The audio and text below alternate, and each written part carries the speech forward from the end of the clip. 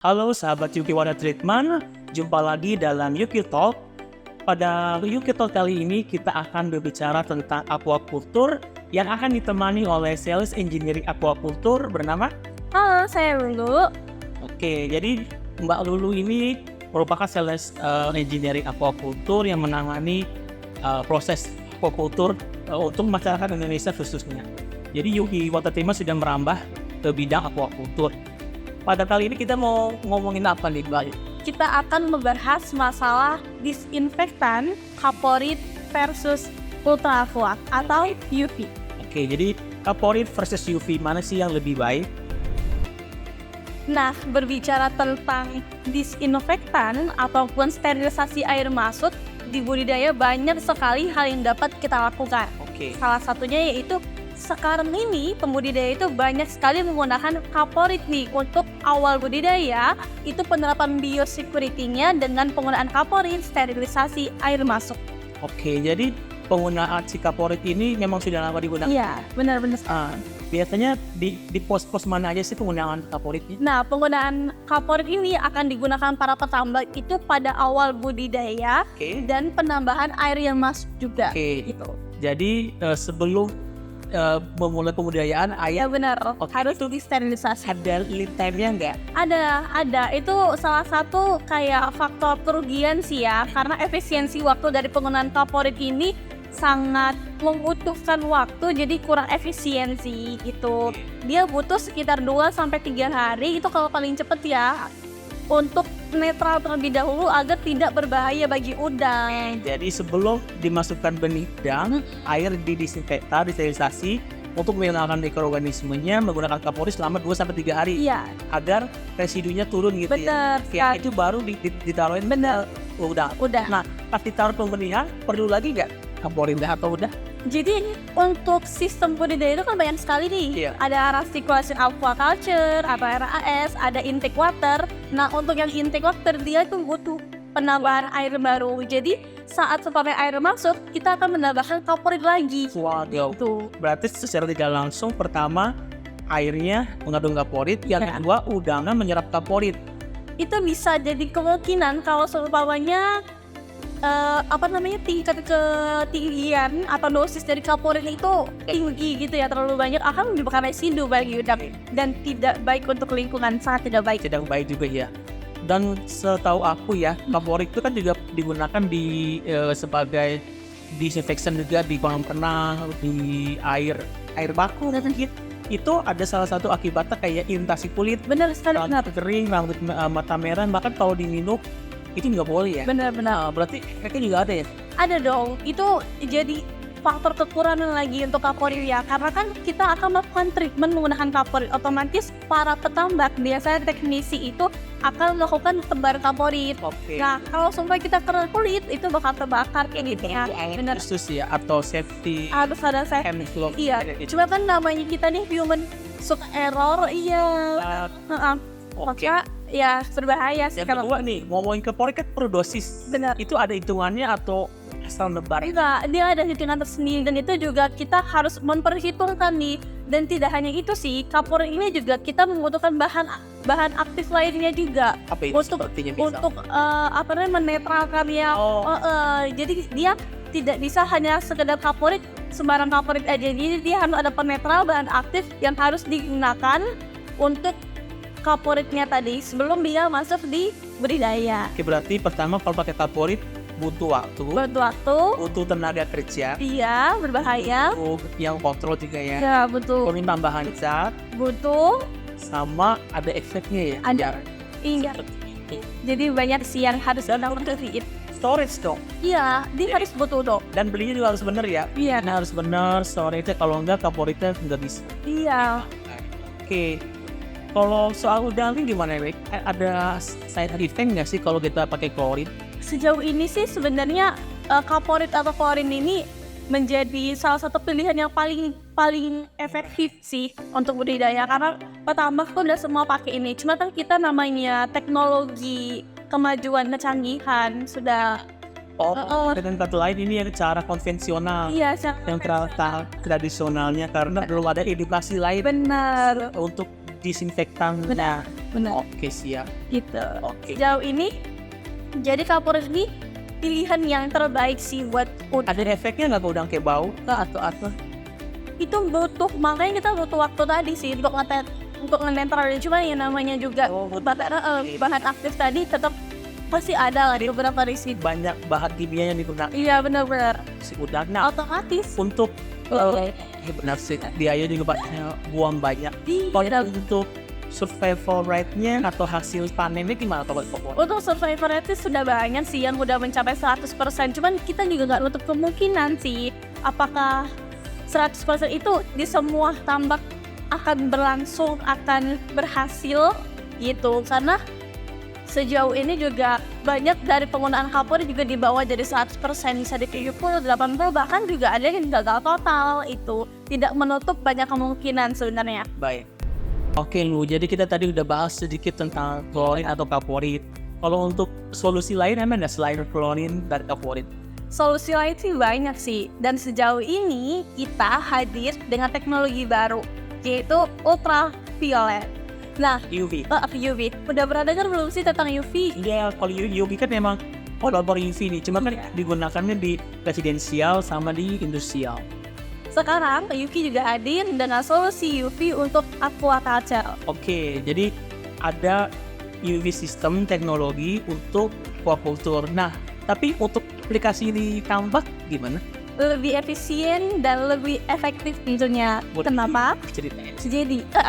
Jadi penggunaan UV untuk aquaculture ini sangat gampang karena dia sistemnya pasang selesai gitu. Jadi penggunaan UV ini digunakan pada awal budidaya juga sama kayak Vaporite, tapi dia versi teknologi yang mana pemasangannya itu sebelum dari tandon penampungan akan masuk melewati UV, lalu bisa langsung dapat digunakan. Langsung digunakan. Berarti kalau yang tadi kan kita ngomong yang kompor itu perlu 2-3 hari. Benar. Buat dia netral. Betul. Kalau UV Langsung bisa digunakan. langsung. Bisa digunakan. Wow, jadi air lewat UV ke tambak langsung bisa melakukan proses pemberihan. Langsung bisa. Boleh diceritain nggak di pos mana aja nih sama kayak tadi UV? Baik, jadi penggunaan UV ini akan kita gunakan itu di awal. Jadi saat tandon tadi kita akan pre-treatment terlebih dahulu. Karena kenapa? Pre-treatment ini salah satu hal yang penting ya kita harus terapkan. Karena dengan adanya pre-treatment, kinerja dari UV ini akan lebih optimal dan juga menjaga dari intensitas cahaya UV ini sendiri. Saat air paling tidak lebih bagus kualitasnya, melewati UV akan sangat jauh lebih bagus lagi. Baik. Jadi lebih efektif Bener. dan efisien. Berarti pertama airnya bisa langsung digunakan. Bener. Berarti nggak butuh tenaga kerja, Nggak butuh tahun, nggak butuh penyebaran, nggak butuh juga. nggak ngerusak Nggak bahaya. badan. Iya. Karena Bahaya. nggak ada kimianya ya. Bener sekali. Nah, untuk memantau ini gimana nih? Ada khususnya apa gitu di Nggak. Ultra Aqua aja kayak ada spek khusus yang bisa menangani itu? Oh tentu. Jadi UV Ultra Aqua, ya namanya Ultra Aqua, kita yang kita hadirkan saat hari ini, dia itu punya teknologi dengan berbagai macam, yaitu dia punya sistem CFD atau Computerization Fluid Dynamics, di mana dia itu teknologi yang bisa dapat mengatur intensitas cahaya berapa sih yang bisa mencegah terjadinya penyakit yang berbahaya bagi udang Anda. UV dose. UV dose-nya. Selanjutnya Selanjutnya juga kita ada namanya Ultra Wiper. Ultra Wiper ini yaitu teknologi yang gunanya itu untuk membersihkan quartz leaf atau cahaya dari lampu tadi agar apa? Agar dia saat ada penumpukan, namanya kita nggak tahu namanya air ya. Jadi saat ada penumpukan kita harus cek terus nih. Karena juga itu sifatnya otomatis buat. iya betul. Jadi dia saat dianya dirasa kurang optimal, dia akan bekerja untuk membersihkan itu. Oke, jadi dia bisa secara otomatis membaca apakah ada penumpukan kotoran atau apapun yang menempel pada quartz leaf. Benar. Lalu dia akan membersihkan secara otomatis Ultra Wiper. Wow, ini merek lain nggak ada deh. Selanjutnya Silakan cari lagi kalau ada. Terus juga dia ada kontrol panel. Nah, kontrol panelnya ini dia itu yang fungsinya untuk mengontrol kan. Jadi saat umpamanya terlalu overheat, ini kan bisa jebol ya UV-nya. Panas. Ya, terlalu panas. Nah itu, dengan adanya kontrol panel, pencegahan overheating, otomatis kan kita lebih Lebih waspada. iya, Dan benar. dan enaknya tuh udah dikontrol sama kayak panel. Benar. Nggak usah ada human error ya. Benar-benar human error-nya sangat minimal sekali. Selanjutnya Dan yang poin penting nih, bahan yang kita gunakan yaitu bahan polipropilen untuk disinfeksi air laut, PP. PP. Mark lain juga nggak ada. Iya, banyak orang berpikir bahwa polipropilen ini adalah plastik yang di bawah kualitas standar, tapi tidak. UV yang kita gunakan itu menggunakan bahan PP yang memang dikhususkan. Dia itu dikhususkan dan resisten terhadap cahaya. Jadi anggapan cahaya UV. Jadi maksudnya dia memang bekerja khusus untuk menahan sinar UV tadi agar tidak menyebabkan penurunan kualitas sih gitu. Oke. Yang kedua sih yang aku tahu tuh kalau pakai stainless steel juga takut korosif ya. Iya, Takut benar. laut. Benar. Kayak energi UV-nya korosif. Benar. Dan hanya bahan PP sih yang paling efektif. Iya.